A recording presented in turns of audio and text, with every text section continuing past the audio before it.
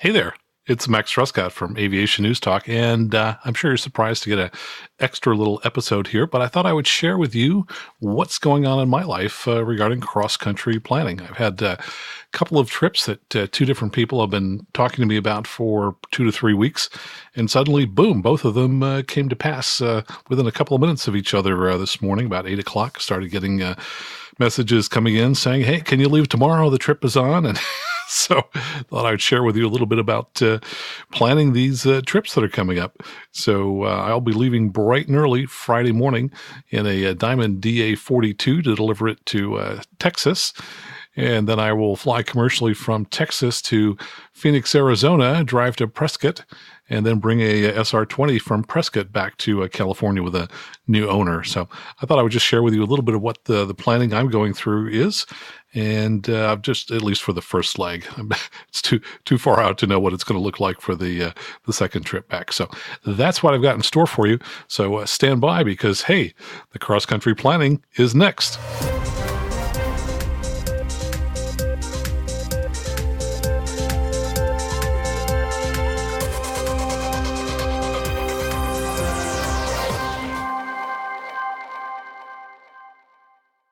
Welcome to Aviation News Talk. I'm Max Truscott, but you knew that, right?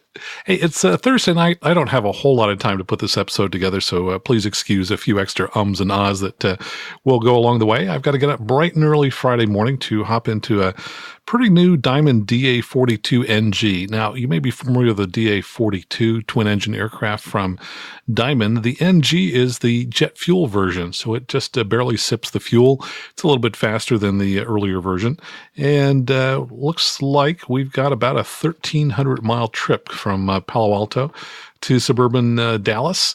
And for trips like that, typically I end up starting off southeast to Palmdale, which is down in Southern California, and then making a left turn to then head by Prescott, Arizona, out through the Albuquerque area, past Lubbock, Texas, and then into our destination near Dallas. So the aircraft at 8,000 feet will do about 154 knots at 75% power.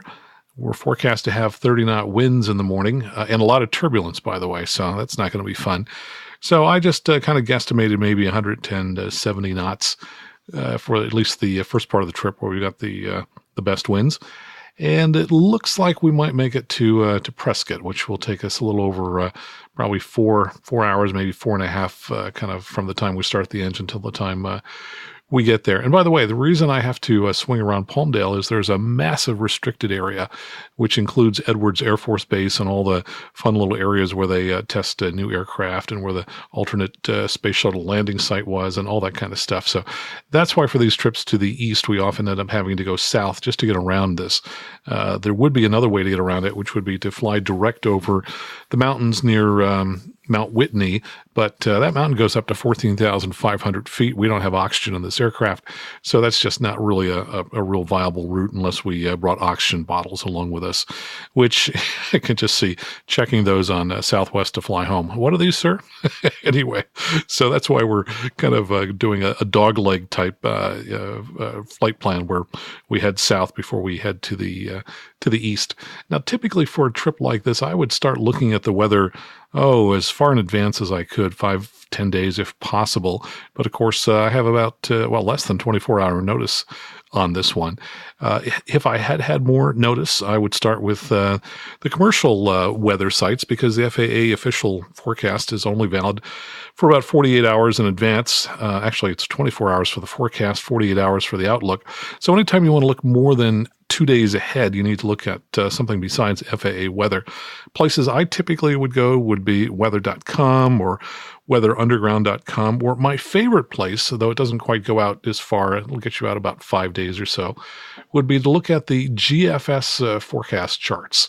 I don't even know what GFS stands for, but the place I go to find these charts is on the Cirrus Owners and Pilots Association website, COPA.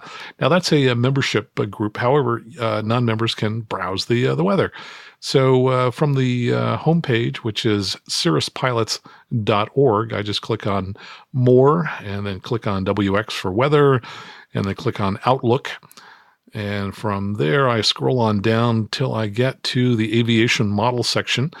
And I usually look at the 700 millibar charts, and there are two of those, one for vertical velocity and one for temperature and relative humidity. It's the second one that I go for, the 700 millibar temperature relative humidity. Now, 700 millibars, that's the equivalent around 9 or 10,000 feet, which would be the typical altitude that I would be at on a trip like this. If I were flying low altitude somewhere else, I might look at the 850 millibar charts, which would be the equivalent of about 5,000 feet. And if I had to go really high, 18,000 feet, I'd be looking at the 500 millibar charts. And let's just go ahead and I'm going to click forward to one that's 700 millibars, and it's 24 hours from now. And it says at the top that it's 24-hour forecast valid from 000 UTC Saturday, April 29th. So that's going to be about 5 p.m. local time on Friday in California. And what's important about a couple things that are important about this chart. One is, where is the dark green located? So the dark green basically tells you that at this altitude, 9 to 10,000 feet, you are going to be in cloud. And if you were in temperatures that are below zero, then you might be in clouds that are producing icing, which is not a good thing. So the important thing, besides seeing where the green is to see where the blue line crosses, east to west across the country, because that is the approximate point where it will be freezing at 9 or 10,000 feet. Anywhere north of that blue line, it's going to be colder than zero, and therefore you'll get icing. Anything south of that blue line, it will be warmer than freezing at 9 or 10,000 feet. So even if you're in the green IFR, 9 or 10,000 feet, if you're south of that line, you shouldn't be picking up ice. So these charts are available. Let me just back up here and I can see they have the current chart, and then they go 6 hours, 12 hours, 18 hours, 24 hours, and so on, all the way out to 120 hours. So looking out to, about 5 days or so, something like that. Now, this picture is really pretty attractive for this particular trip, because all of the green is pretty much in the northern half of the country. As I look at the route from California down to Texas, yeah, there is a little bit of green in New Mexico. And it's also pretty close to the zero line, right along our route of flight. So that says if we were at 9 or 10,000 feet, we went into those clouds, yeah, we would pick up icing. But here's our secret weapon. This brand new Diamond DA42NG is a Fiki aircraft, so it's equipped for flight into known icing. It's got it's around 75 or 80 pounds of TKS fluid, which can coat all of the wing surfaces and the tail surfaces and even the windshield to help break up any ice or to prevent ice from accumulating. So I'm not too concerned in this particular case, because we've got a very capable aircraft. So even though we do have some potential of icing there, it's only in a very small area, and we've got a great aircraft. Okay, so now from here, I would probably go to aviationweather.gov, which is the official FAA weather site, and I'm going to do that because I am within 24 hours of the trip, and I want to see what they've got for winds aloft. So let me go ahead and bring up that website. Okay, I stopped this for just a second, and now I've got everything back up again here. So at aviationweather.gov, the official FAA source for pilot weather, I'm going to click on forecast, and under the forecast tab, I am looking for winds and temperatures because I'm real curious. Do I have headwinds? Do I have tailwinds? What's that going to be like? And then I scroll down a little bit, and we've got a map which shows a lot of different red dots with 3-letter identifiers next to them. And I'm going to click on the one that covers California and the Northwest. And from there, I now want to go ahead and select the time period. And so I'll pick the time period that runs through 1800 Zulu, which will be about 11 a.m. And I will have been on the road for about 3 hours by that. So this should cover the first 3 hours of the trip pretty nicely. If I go down to San Francisco, it shows that at 9,000 feet, which is close to where I think we'll be, we'll have winds at 340 and 35 knots. Wow, that's going to be pretty good. I think we'll be headed roughly, maybe 130. So this will have a strong tailwind component. It won't be a direct tailwind, but it's going to be pretty darn close to it for the first part of the trip. If I look at 12,000 feet, it jumps up to 330 at 48 knots, which is pretty bizarre. I mean, that's just a lot of wind. So we might actually go a little bit higher than I might typically go. We might zip up to 11,500 or 12,000 or so, just to pick up a little bit of this extra tailwind, which will be kind of nice. Now, if I look further to the south, I can look at the Fresno winds, and they're slightly weaker at 9,000, slightly stronger at 12,000. So looks like for the first part of the journey, wow, we're going to get quite a big push. Now, the last time I flew down this way, I was delighted to have a tremendous tailwind. And as I crossed the Tehachapi's, which are the mountains south of Bakersfield, California, they start to kind of divide the Central Valley from, the high desert south of that. As I crossed the Tehachapi's, I watched the tailwind that we have accelerate from, maybe 25 knots to 40 knots. And my initial reaction was, hey, this is fantastic. Look at this increase in wind speed, ground speed, as we're going over these mountains. And what hadn't really occurred to me was that was the Venturi effect. That's the low place in the mountains. The winds were accelerating to get through that pass. And as we got to the other side of the mountains, oh my gosh, I hit incredibly severe turbulence. It was just awful. We were getting tossed around violently inside the cabin. It was a Cirrus SR-22. I scooched down as tightly as I could in my seat because I didn't want to have my head bang on the roof and get knocked out. I slammed the throttle to 0 just to slow the aircraft because, turbulence is, you can mitigate the effects of it a little bit by being slower. Plus, it's a lot better for the airplane so it doesn't get overstressed. And then as the aircraft, finally started to slow, we had the autopilot on, and I went ahead and pushed the level button. So what I realized after we were getting thrown around for a little bit, the autopilot was making things worse because it was trying to maintain altitude, it was trying to maintain course. But by hitting the blue button in the Cirrus SR-22 perspective, basically all it did then was keep the wings level, and it would kind of go up and go down altitude-wise. And as soon as I could, I let LA Center know that we had just experienced severe turbulence, and they wanted to know if there were any injuries on board. Unfortunately, there were not, but we were quite shaken for the next few hours in the trip. So knowing that, I'm going to be flying a little bit higher over the Tehachapi's tomorrow, and I'm definitely going to be slowing up as we approach them. And I'll be prepared to, put the autopilot in some mode that will, try and just, keep the wings level, but not try and maintain a particular course or a particular altitude. So learn that lesson the hard way. So since we've got all these winds, that kind of leads me to my next question, which is, what's the turbulence going to look like? So I go back to the forecast tabs and I hit turbulence, and we now have nice graphical turbulence plots are available. And I'm going to click on there are 3 of them here. I'm going to click on the bottom one on the page, which is mostly yellow. And unfortunately, that yellow is, turbulence. So I can put in my forecast. I'll go ahead and look 15 hours ahead to 1800 Zulu, which will be about 11 a.m. tomorrow. I'll put in our altitude. I'll just put that in at 11,000 feet. And what do I see? Well, I see the first part of the route pretty clear. When we get through Southern California, right about, in fact, where I was talking about the Tehachapi's into the high desert down around Palmdale, I do see some faint yellow.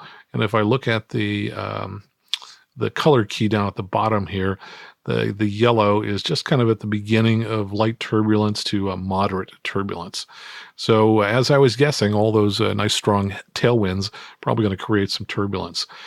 Then it goes away a little bit, but then as we round the corner into northern Arizona, we pick up yellow again. And guess what? That yellow stretches all the way across both Arizona and New Mexico. It looks like it stops a little bit as we reach the Texas border. Fortunately, it's shows kind of the moderate. There's nothing that's close to severe, but it does tell me that the earlier we leave, the better, and that we should expect to get bumped around and maybe fly at slightly higher altitudes than we might otherwise choose. So that's not a happy happy thought that we're going to get thrown around a little bit. So the next thing I want to do is just take a look at advisories and see, what kind of airmets and sigmets do we have for the route. how does the day, look tomorrow for that?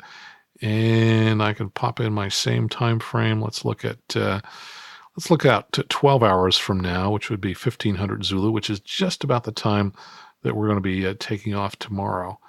And let's see, I'm going to have to zoom this out a little bit because it's showing me, let's see, the center of the country, and I want to see, here we go.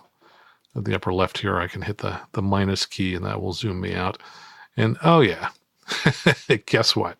As I suspected, all of those nice tailwinds are going to give us lots of turbulence. So we've got air mets for turbulence that extend from north of us all the way south to the Mexico border, all the way across Arizona and New Mexico. Interestingly, the northern part of the state is outside of the Sigmund area. However, it shows icing in that area, which was what I was guessing from the green that we were seeing on the GFS charts that we looked at initially. So what that tells me is, yep, we can start off the journey VFR.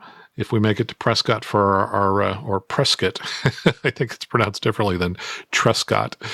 But if we make it to a Prescott VFR, it looks like we'll have to file IFR from there to finish out our journey, which will be fine. Okay, so this kind of gives us the big broad picture of what we're looking at for weather. Oh, and you might wonder why Prescott. The person I'm flying with, who's the seller of the aircraft, had initially suggested that we might want to stop at Lake Havasu, which is about 90 miles closer to us than Prescott. Well, huge difference. Lake Havasu is virtually down at sea level. It's right on the California-Arizona border. Prescott is up at 5,000 feet. So that just becomes a huge savings in time because if we don't have to descend all the way down to sea level, if we only descend to 5,000 feet, boy, we save a lot of time. We save a lot of fuel. We can get back up to our cruise altitude reasonably quickly. So that's why I'm hoping that we can make things work so that we go a little bit further than he was initially thinking, because that will just save us a tremendous amount of time. My experience over the years has been that every time you have a fuel stop, you lose an hour.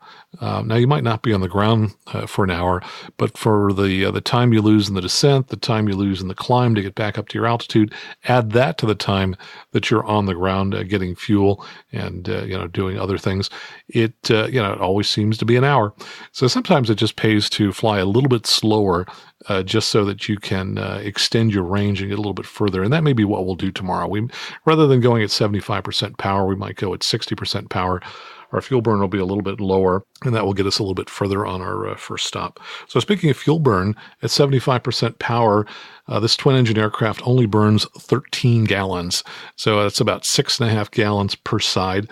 That's because they're 180 horsepower turbocharged engines from Austro engines. And they are very, very fuel efficient. Of course, this aircraft is an all-electric aircraft. We have FADEC, electronic ignition, so it's a dream to start. You never have to worry about hot starts or anything like that.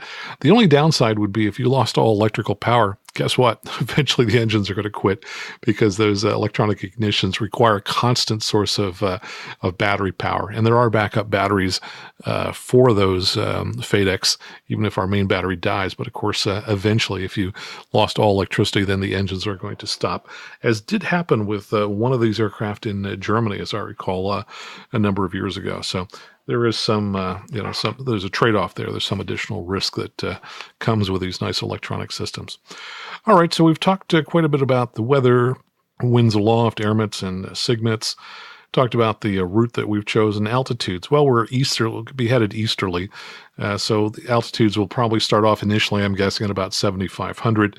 To cross the Tehachapi's, I want to be higher than usual. I mean, you could cross the Tehachapi's right at 7,500 if you pick the right spot, but we're going to be up at least 11,500 when we cross to kind of minimize the rocking and rolling that is probably going to happen there. And then we may drop down a little bit over the high desert, maybe 9,500. I find over the years that I could fly all day long at 7,500, and I feel great if I'm up around 10,000 feet that, yeah, I just start to feel, kind of dull and listless after about an hour, just kind of a general malaise. So I just can tell that I'm not as sharp, and I'm, clearly the lack of oxygen at 10,000 starts to affect me. Let's see. So we talked about, we'll do the first part of the flight, probably VFR, second half of the flight, IFR. We'll almost certainly get flight following for the entire route. That's just kind of a safety issue. That way, if we have any kind of trouble, we'll be talking with somebody who knows where we are at all times.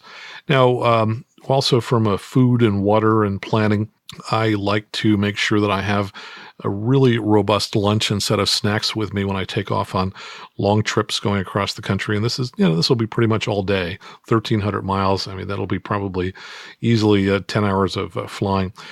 And what I have found is if you show up at an airport and go, hey, where can I get lunch? Well, guess what? You just lost another hour.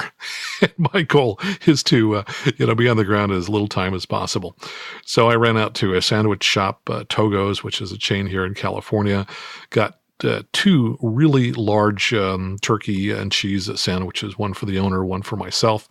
Those will be lunch, and if it starts getting late, they'll also probably be dinner. That's why I got the large ones. If we were just having lunch, I would have gotten the smaller ones, and also threw in a number of cookies and chips and just other snacks.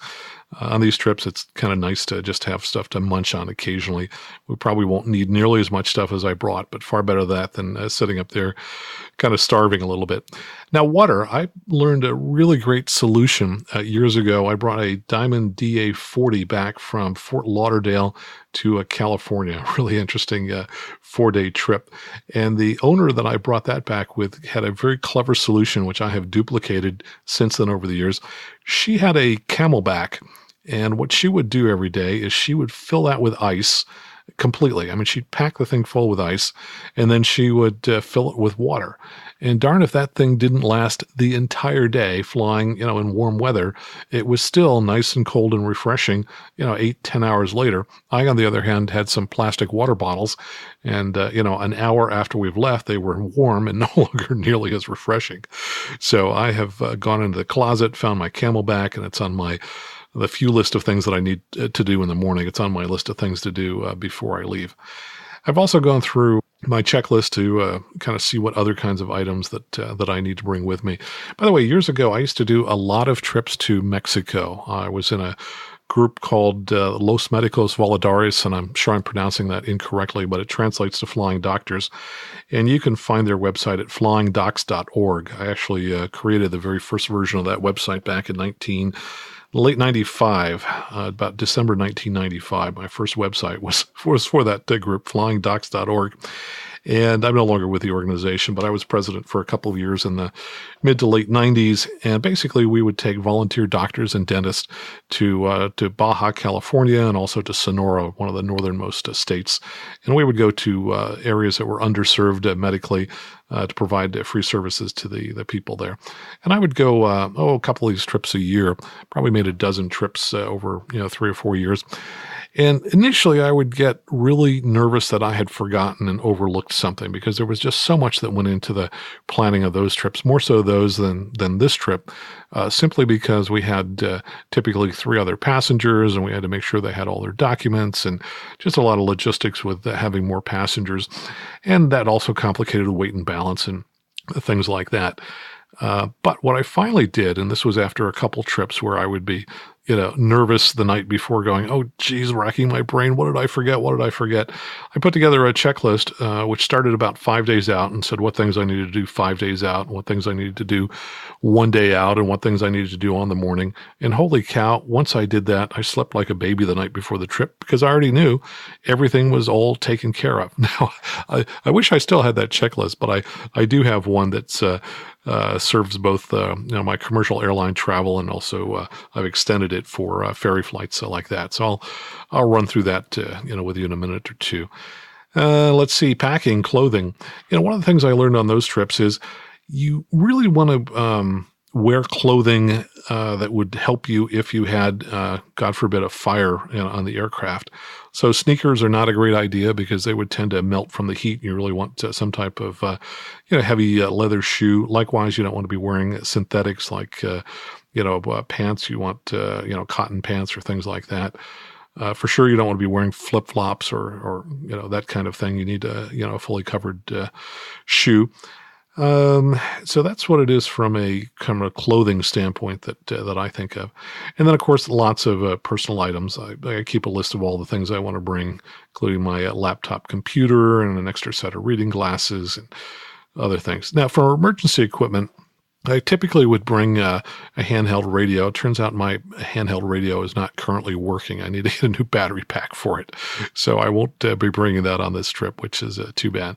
But I may bring along my Spot, which is a small tracking device, which even if you don't pay the annual fee on it, you can still push the emergency button, and it sends out a signal via satellite to let people know where you are. And if you do pay the fee, which I think is around $99 a year, it will every 10 minutes upload your location to a website where people can see where you are and follow along. So let me go ahead and pull up my checklist here, and I can tell you about some of the items on that I look at prior to a trip. Okay, I've got it up. Now this is in Notes on my Mac, and it also syncs with my iPhone, so I can look at it either place, which is pretty handy. And for ferry flights, where we're moving an airplane that has been sold, for example, typically the case, one of the most important things I need to coordinate with on the owner is to make sure, will you have a temporary registration in your name at the time of the flight? So one of my last trips, I ended up driving about 3 hours round trip to go to Albuquerque so that I could pick up some of these forms from the local FSDO and then drive back to Santa Fe because we couldn't find any in the town there. So it really pays to get those ahead of time. You can just go to your local FSDO, the FAA regional office near you, and they'll give you a stack of these forms. So it's handy to have those. That way you'll have the pink slip. Now, if you're going through a third party, an escrow service, these days they can actually email you a temporary registration confirmation that the registration has been filed with the FAA, and that won't be a pink slip. In the past, these pink slips were the only way we could move these aircraft, and as I recall, pink slip is only good for 90 days. So if you see a pink slip in an airplane you're going to fly, take a look and see what date it was issued and make sure it wasn't more than 90 days ago. For ferry flights, I also have a note about bringing along oxygen mask. I have a separate bag that I keep in the garage, which has two different kinds of oxygen masks, the kinds that would fit the fittings that I'd find in a Cessna, and a separate one that has the kind of fittings I would find in a Cirrus. I'm not going to bring that on this particular trip because we don't have oxygen in this aircraft, and we're not bringing along bottles, so I won't need that. And then some other things. So I have already made sure that I have my cigarette to USB adapter, and I verified this aircraft does have a cigarette lighter adapter. And so I'll plug that in, and with a cable that will keep my cell phone powered through most of the trip. Now, on long trips, the cell phone will die unless you take extreme measures to prevent it from doing that. Once you're up more than 1,000 feet above the ground, the cell phone really starts cranking up the power on the cellular side because it's having trouble reaching the cell sites, and that's just going to run your battery down really fast. So you want to make sure you put it into airplane mode just to save battery power, and also turn off Wi-Fi, which consumes a lot of power. Turn off Bluetooth. But if you've got a way to power it from the aircraft, then you don't have to be quite so aggressive on saving battery power for the trips. Let's see, some of the other things I mentioned, the Camelback batteries. So I've already gone out to my headset case, and I've got a Lightspeed Zulu 2. I've used Zulu headsets for more than 15 years. I love the Lightspeeds because I can just trade up. Every time they come out with a new model, they'll give me a great credit on the old one. So I now have about 3 Zulu headsets, but I've traded up some of them, many times, so I don't have the original ones that I have. But I always carry 2 spare sets of batteries in addition to the set that's in the headset itself. And with the Zulu 2, those batteries last a good 25 hours of flight. So I just switched the batteries in the headset, plus I've got 2 extra sets, so I've got about 75 hours worth of battery power in my headset bag, so I'm in great shape there. And I also went out to the garage and I found something that I have not brought with me on a trip quite some time, but I decided, what the heck? This is a trip where we might be looking at 4 and possibly 5-hour legs. And this is a red plastic bottle that one can use for, what can I say, personal bodily things that you might have to take care of in flight. My plan is to bring it along because that way I won't need it. If I don't bring it along, then I'll feel like I need it. So it's kind of like having an umbrella. If you have an umbrella with you, it's never going to rain. So that's why I brought this pee bottle along, because that way I won't have a need for it. So some of the other things that I always make sure that I bring along, and it's really, really easy to forget the suntan lotion. And when you're flying in an airplane for 10 plus hours, unless it's a high wing aircraft, you're going to have a lot of sun on your face. And you really want to have the suntan lotion. I mentioned reading glasses. I actually keep an extra set inside my headset case. So I've always got that set right there. And my medical currently says that I need to have reading glasses on my person when I'm in the aircraft. So that guarantees that I always have a set with me. Sunglasses, boy, that's easy to forget, especially if I arrive at the airport early in the morning. It's overcast. I didn't need my sunglasses while driving to the airport. I could walk out to the airplane and take off and not have them. And then as the clouds clear, oh my gosh, I will be in a world of hurt. So the sunglasses are on the list here, and I'll make sure that those make it into my bag before I leave. So those are most of the things that I'm thinking about packing and making sure that I have. I'll also have to pack a bag of some clothing, bring along, I always throw a bathing suit in, which I never get to use, but, sometimes you get lucky at a hotel and might have a few minutes to dip in the pool. And what else? Maybe some exercise clothing. Again, I almost never make it to the gym on these trips, but, hope springs eternal. I always hope that I might get a chance to do that. Let's see. So that covers most of the clothing, the personal items. I've got a separate backpack that I carry in addition to the small, roller bag suitcase. And that's going to, it's got the laptop and it's got all the charging cables for the computer and cell phones and all that kind of stuff. Just plus a lot of other little things. A couple of flashlights are in there, a set of nail clippers are in there. It's just all the little stuff that I almost never use, but might occasionally need on a trip. So the backpack will go with me as well. Now, in the morning, I've got some things to do before I take off. So I've made a note here. I've got to absolutely remember to fill that Camelback with ice and water before I leave the house, because I might not be able to find any ice at the airport. I'll make sure that I grab my wall phone charger for the cell phone, because it'll be plugged in tonight. It would be easy to walk away with just the phone and not the charger. I've made a note to remember to grab my sandwiches from the refrigerator. In fact, I left the cookies and the chips on the seat of my car as just kind of a reminder. I'll sit there. If I get there and see that, I'll remember, oh yeah, I got to bring the sandwiches. And that cost us an hour probably on the last trip when I brought an aircraft back from Virginia. The sandwiches in Virginia were in the owner's refrigerator in the hotel room. He forgot them. And as we were approaching the airport, I said, hey, did you bring those sandwiches? So he dropped me off. I provided the airplane while he ran back and got the sandwiches. So other things in the morning, we will be making a call to flight service.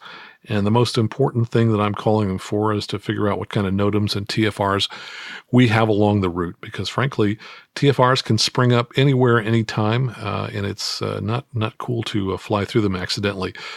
We all know that the president and the vice president travel throughout the country. You go through one of those TFRs by accident, it's probably going to be a 90-day suspension of your license, which would certainly be a problem for me for the flight training that I would not be able to do without that license.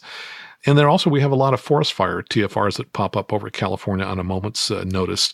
Now that's a little less likely. We're not quite into fire season, and you probably know that we got almost twice as much rain as usual this year. So fire season's probably not going to start until the middle of the summer, and hopefully it won't be nearly as bad as it has been in past years. So that's kind of a quick overview on what the trip looks like. If you want to follow along, you can go to flightaware.com or any of the other tracking programs. You can type in November 616 Sierra Alpha, and you can take a look and see. Now, we don't always show up on the tracking services. If we were IFR, almost certainly we would show up. Sometimes when we get flight following, it shows up. Sometimes it doesn't. So, if you go on the website and don't see us, that doesn't mean we're not flying. It just could be that the data is not getting transmitted from the FAA over to the site. Now, in this particular aircraft, we have ADS-B traffic, so we'll be getting really great traffic information as we fly across the country. So we'll see all the other ADS-B aircraft, and for those that are not ADS-B equipped, our TAS, our traffic awareness system, would also show us the people. Now, on some of these long trips, sometimes I won't get flight following just because we have such great traffic information on board the aircraft that it's kind of nice not to have to listen to the radio all the time.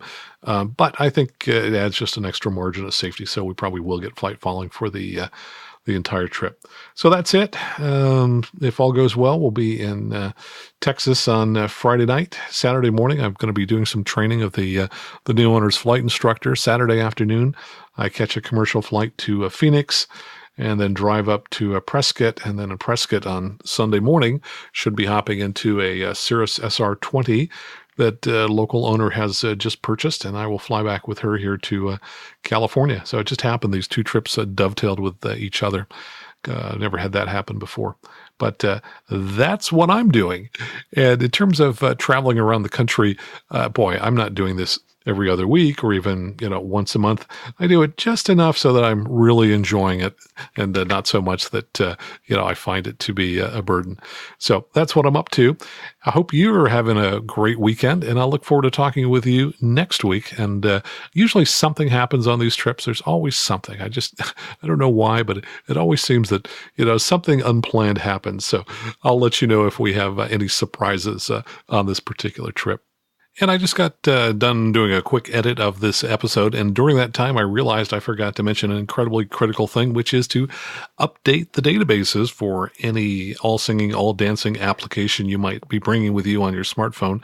For me, that is ForeFlight, so I just went ahead and updated all the databases, made sure that I included some states that I don't normally update, so I've got a full set of IFR charts and VFR charts for this trip. And I also added that item to my travel checklist so that I will not forget that in the future. So that's what we've got for today. Before I go, in the last episode, I mentioned that there was a fun way you could share this with your friends. And if you would, please just take a moment. Tell all your friends about the show if you're enjoying it. And if you're not, send me a note and tell me why you're not enjoying it. But if you're in the iPhone and you're listening to the app right now, just go to the lower left corner and you'll see 3 dots down there. If you tap those 3 dots, that brings up a number of choices. Near the bottom, it says Share Episode. And then you can just hit Mail, type in the email address of your friend, and you can send a copy of this episode off to them. Also, we have had another, 5, I think, reviews come in from iTunes just in the last couple of days since the last episode, and I will read one of those reviews on our next week's show. But in the meantime, if you would like to leave a review, I would be grateful for that. If you're in iTunes, pretty easy to do that. Basically, you go into search, type in the name of the show, Aviation and News Talk, tap on that, and then tap the largest Aviation News Talk icon on the lower left, then tap on Reviews, and then click on Write a Review. So we look forward to hearing what you say, what you have to say for feedback. And again, if there's something you'd like us to do differently, send me an email. You can just tap on the artwork at the top where you'll find an email contact list. And if you have a listener question for a future episode, there's a link where you can click and record your question. It'll come straight to me.